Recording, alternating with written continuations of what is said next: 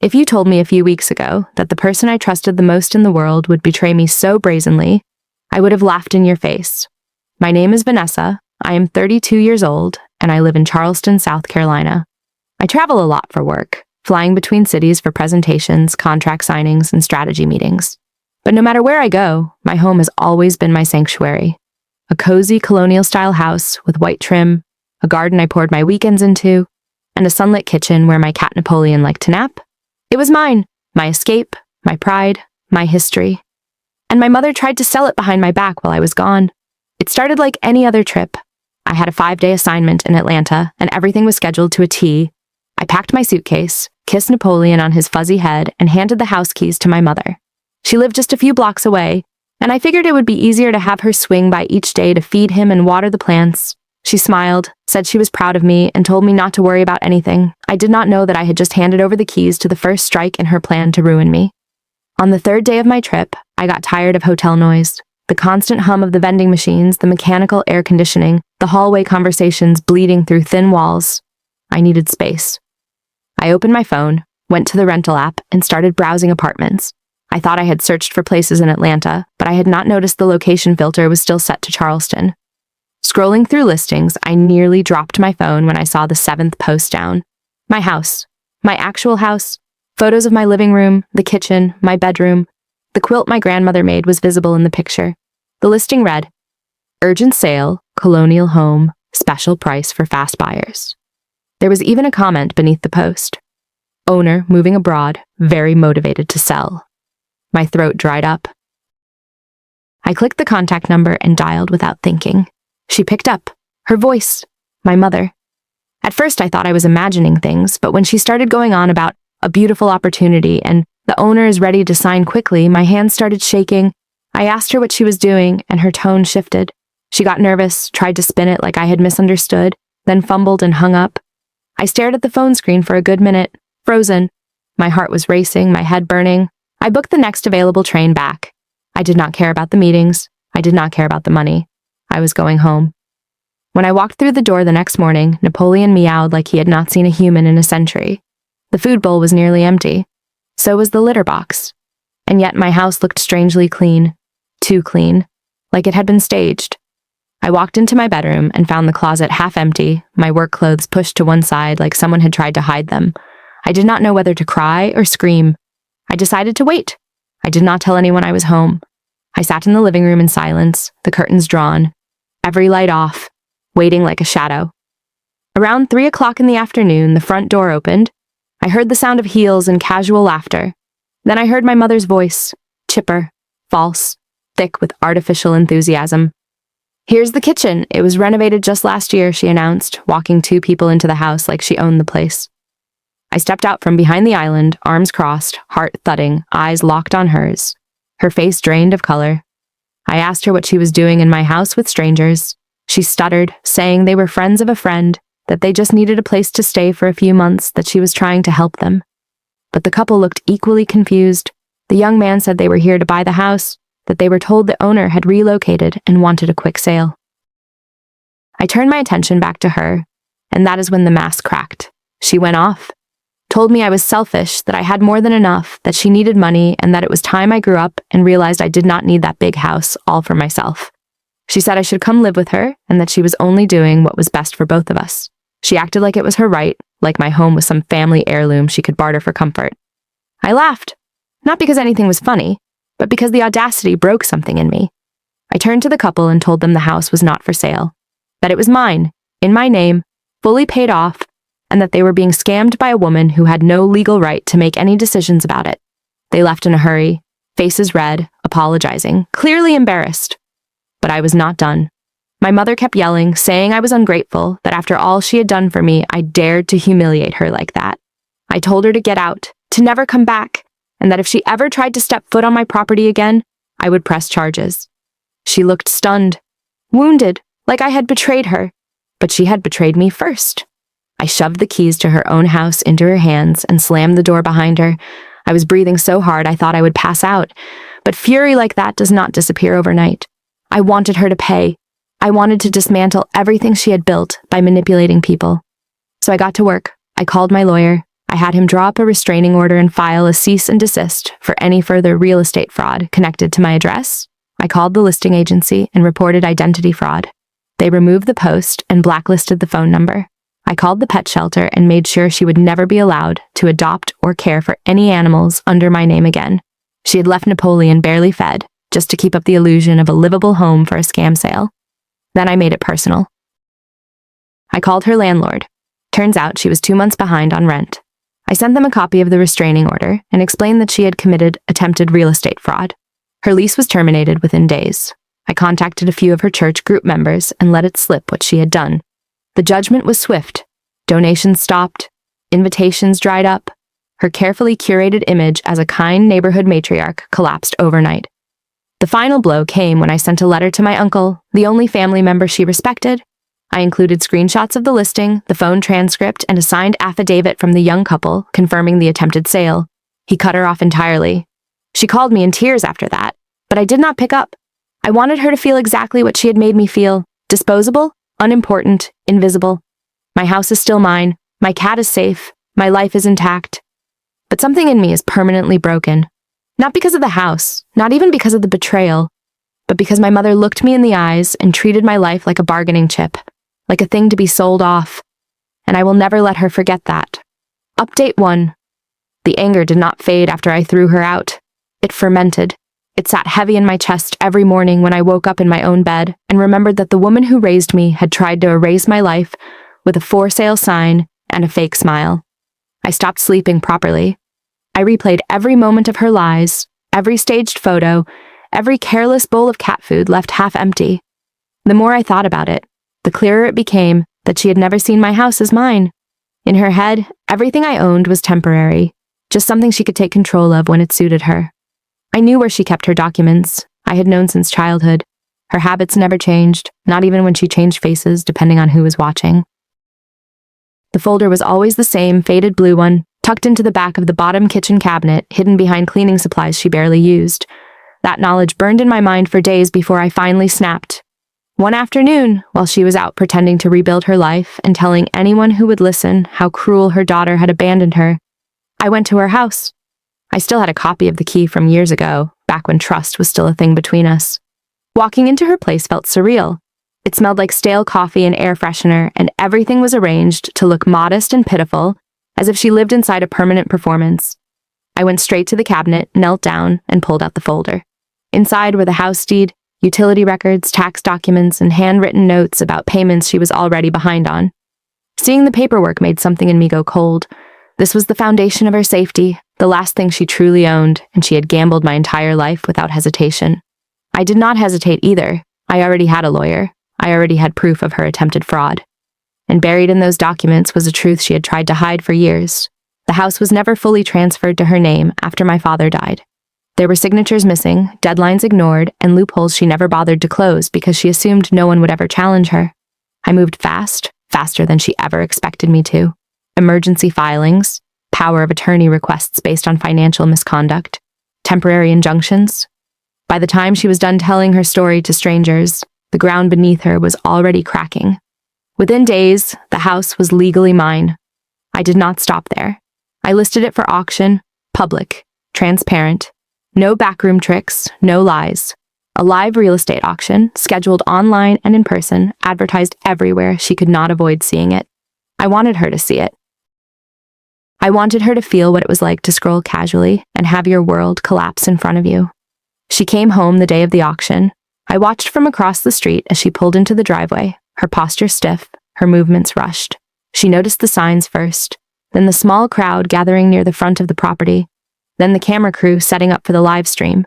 Confusion turned into panic in seconds. She pushed through people, waving her arms, trying to shout over the auctioneer, demanding explanations that no one was obligated to give her anymore. The listing was legitimate. The paperwork was clean. Her name was no longer on the deed. Her desperation escalated. She started trying to physically stop the event, stepping into camera frames, grabbing at signs, screaming that it was her house and that everyone was being tricked. That was when the police arrived. Not because of me, but because several neighbors had already called, reporting a disturbance and possible trespassing. I stayed where I was, heart pounding, hands shaking, watching as officers approached her calmly while she spiraled. She tried to explain, tried to cry, tried to rewrite reality in real time the way she always had. It did not work. The officers checked the records. They confirmed the ownership. They asked her to step away from the property. She refused. She kept fighting, insisting, unraveling in front of strangers and cameras. And then they detained her, seeing her hands pulled behind her back, seeing her face frozen in shock as she was escorted away from the very house she believed she controlled, was not satisfying in the way movies make revenge look. It was raw. It was ugly. It was final. She looked at the house one last time, eyes wide, like she could not comprehend how everything had slipped through her fingers so quickly. She was detained right there, on the sidewalk in front of the place she thought was untouchable, staring at the auction banner hanging over what used to be her front door, finally realizing that the lies she built her life on had collapsed all at once. Update 2. It did not take long for my mother to figure out who was behind everything. Her detention was brief, more of a warning than a punishment, but the humiliation clung to her like a stain she could not scrub off. The moment she was released, she stormed back to her temporary motel room and started plotting. She had lost control of the house, and deep down she knew it, but that did not stop her from clinging to the fantasy that this was all some elaborate trick. And in her mind, the only logical culprit was me. She filed a lawsuit within a week, claiming fraud, identity theft, and emotional damages. She threw in every accusation she could think of, hoping that something would stick.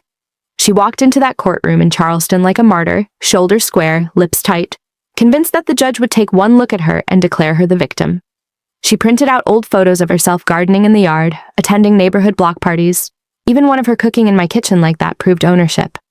She brought along a battered folder of outdated tax forms and handwritten notes, as if that could override the legally binding transfer I had executed just days before the auction. I sat across from her in the courtroom, calm and collected, dressed in black, my lawyer by my side. She refused to look at me, but I could feel the heat radiating off her. She was convinced this would undo everything. It did not. The judge was not impressed. The court had already reviewed the deed transfer, every signature, every notarized document, every legal step taken before the sale. The paper trail was clean, unbroken, airtight. My lawyer laid out the timeline methodically. The forged attempt to sell my house while I was out of town, the legal loopholes in her property rights, the debt she had ignored for years, the negligence with her mortgage filings, the transfer of ownership done under legitimate conditions with no sign of coercion or fraud. Then came the part that shattered what little hope she had left. The judge stated plainly that the property had never been solely hers to begin with. The ownership was inherited, partial, and never lawfully claimed under full title. She had simply squatted in the illusion of ownership, riding the technicalities until someone called her bluff. That someone was me. The charges were dropped on the spot. Her face turned to stone. She did not speak, did not blink, just stared at the table in front of her like it had betrayed her. She stood slowly, stumbled for her purse, and walked out of the courtroom like a ghost. That moment should have made me feel victorious, but instead, it only solidified the reality that this was no longer about justice. It was about dismantling a lie that had infected every part of my family. She tried to recover her standing. She went to my uncle first, the one who used to send her money every Christmas and called her the rock of the family. She showed up at his door with tears in her eyes and a folder in her hands. He did not even let her past the front porch. He had already seen the auction video. He had already read my email explaining everything she had done, backed up by timestamps, screenshots, and legal notices. He told her she had gone too far, that there was no fixing this. She tried my aunt next, the one with the lake house in North Carolina. She packed what little she had left, took the bus out there, and begged for a place to stay. My aunt told her that she had already heard the real story from me, and that her house was not a shelter for people who tried to ruin their own children's lives. The door closed on her again. One by one, she tried everyone. Cousins, old church friends, former neighbors. They were all polite, quiet, but cold. No one wanted to be involved. She burned every bridge in the span of a month. The last time I heard anything about her, she was living in a cheap motel off the interstate, still telling anyone who would listen that her daughter had stolen her house. But no one believed her anymore. Because the truth was in the court records. The truth was on public real estate listings. The truth was in her own silence when she realized that she had never truly owned the house to begin with. She lost everything because she tried to take everything from me. And now, as she sits in a room paid for by desperation, surrounded by strangers who do not care, she finally understands what it feels like to be powerless, to be without a home, to be left behind by the very people she thought she could control. Her shock was not just about the lawsuit failing, it was about the final realization that her house, her illusion of power, her last safety net, was never hers at all. Update 3. The court battle was over, the house was sold, and the dust had settled in ways I never imagined possible. But closure is not a single event. It comes in layers, slowly, painfully, like peeling back scarred skin. After everything my mother had done, after the lies, the betrayal, the desperate courtroom circus, there was still one piece of the puzzle I had to decide what to do with. The money. It was a hefty sum. The auction had exceeded all expectations. The property had caught the attention of a young couple from Virginia who fell in love with the garden, the wood-paneled kitchen, the original floors I had preserved. They paid in full. The funds sat quietly in my account, untouched, a cold reminder of everything I had lost: peace of mind, family trust, the illusion that blood meant loyalty. For days I stared at the transaction history, debating what to do. Friends told me to keep it, that I earned it after what she put me through. Some said I should donate it, turn it into something positive, erase the stain. But neither felt right. What I needed was to end the story, to put a period at the end of the sentence so I could move on. So I did something that surprised even myself. I transferred every last dollar from the sale into her personal bank account. Not out of guilt, not out of forgiveness, but because I wanted the final act to be mine, on my terms. She had always viewed me as an extension of her own needs, a fallback plan, a resource to be mined and manipulated. By giving her the money, I ensured that she could never again accuse me of taking something that belonged to her. I left her no excuse, no narrative to twist, no sob story to peddle to the few distant relatives who still answered her calls. I wanted her to know that she was not cut off because of money. She was cut off because of what she had become. She found out about the transfer within hours. I imagine her staring at her phone, seeing the deposit, trying to rationalize it, thinking it was a mistake, a trap, a final gesture of reconciliation. But it was none of those things. It was a final severing.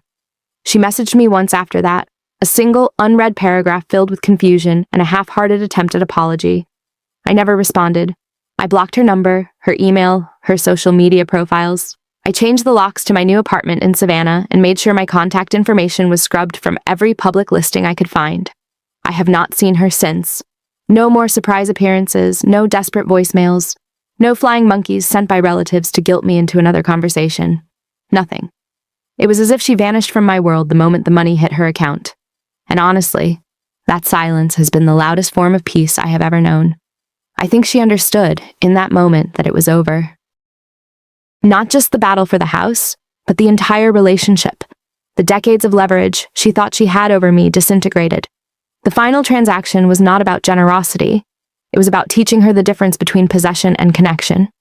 She had spent her life trying to own people, to control them through guilt and need. And now, with everything in her hands and no one left beside her, she was left to face what she truly owned: her actions, her consequences, her loneliness. There are days when I still walk by colonial houses and feel the sting of memory. Days when I pass mothers and daughters laughing over coffee and something sharp twists inside my chest. But I remind myself that I did not destroy my family. I only stopped pretending it still existed. I gave her the money, the closure, the silence. What I took away was the one thing she could never buy back: access to me. In the end, I taught her that trust is not something to gamble. It is not a favor to be drained or a tool to be weaponized. It is a choice, renewed every day, and once it is broken beyond repair, all the apologies in the world cannot fix it. She got what she wanted, the money, and I got what I needed: freedom. She will never be a part of my life again. That door is closed, bolted, and buried. And I do not regret a single moment of how it all ended. She deserved every second of it.